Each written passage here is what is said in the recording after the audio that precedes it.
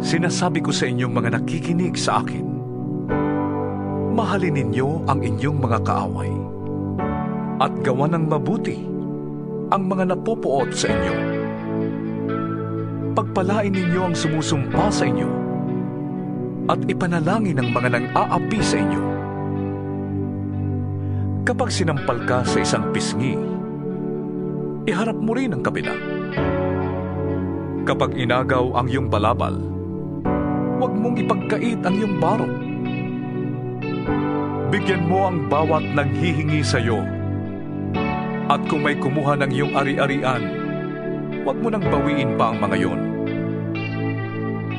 Gawin ninyo sa iba ang ibig ninyong gawin nila sa inyo. Kung ang nagmamahal lamang sa inyo ang inyong mamahalin, ano pang gantimpala ang inyong hihintayin?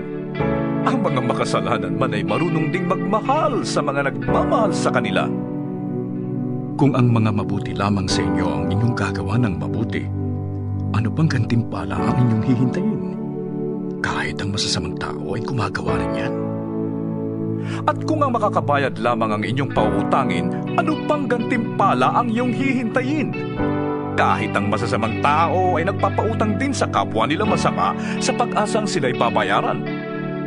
Mahalin ninyo ang inyong mga kaaway at gumawa kayo ng mabuti. Magpautang kayo nang hindi umaasang kayo'y babayaran. Sa gayon, malaking gantimpala ang tatamuhin ninyo at kayo'y magiging mga anak ng kataas-taasang Diyos, sapagkat siya'y mabuti kahit sa masasama at sa mga hindi marunong tumanaw ng utang na loob. Maging mahabagin kayo na gaya ng inyong ama. Huwag kayong humatol at hindi kayo hahatulan. Huwag kayong magparusa at hindi kayo parurusahan ng Diyos. Patawarin ninyo ang inyong kapwa at kayo patatawarin din ng Diyos. Magbigay kayo at kayo bibigyan ng Diyos.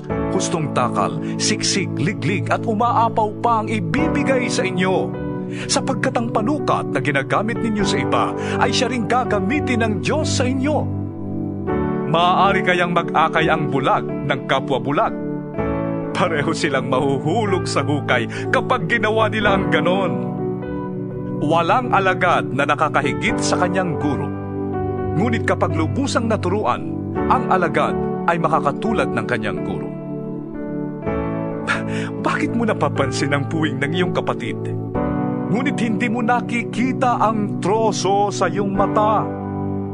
Paano mong masasabi sa iyong kapatid, "Kapatid, hayaan mong alisin ko ang iyong puwing," gayong hindi mo nakikita ang trosong nasa iyong mata?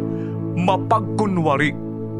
Alisin mo muna ang troso sa iyong mata nang makakita kang mabuti. Sa gayon, maalis mo na ang puwing ng iyong kapatid. Walang mabuting punong kahoy ang namumunga ng masama, at wala ring masamang puno ang namumunga ng mabuti. Nakikilala ang bawat puno sa pamamagitan ng kanilang bunga, sapagkat hindi nakakapitas ng igos sa matitinik na halaman o ng ubas sa mga dawag. Ang mabuting tao ay naglalabas ng mabuti mula sa kanyang pusong sagana sa kabutihan, samantalang ang masamang tao naman ay naglalabas ng masama mula sa kanyang pusong tigib ng kasamaan. Sapagkat kung ano ang nag-uumapaw sa puso, ay siyang sinasabi ng labi. Bakit ninyo ko tinatawag ng Panginoon, Panginoon? Gayong hindi naman ninyo tinutupad ang sinasabi ko. Sasabihin ko sa inyo kung ano ang katulad ng taong lumalapit sa akin, nakikinig ng aking mga salita, at nagsasagawa ng mga ito. Ang katulad niya ay isang taong humukay ng malalim at nagtayo ng bahay sa pundasyong bato.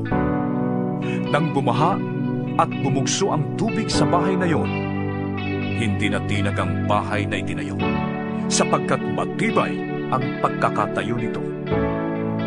Ngunit ang nakikinig naman ng aking mga salita at hindi tumutupad nito ay katulad ng isang taong nagtayo ng bahay ng walang pundasyon.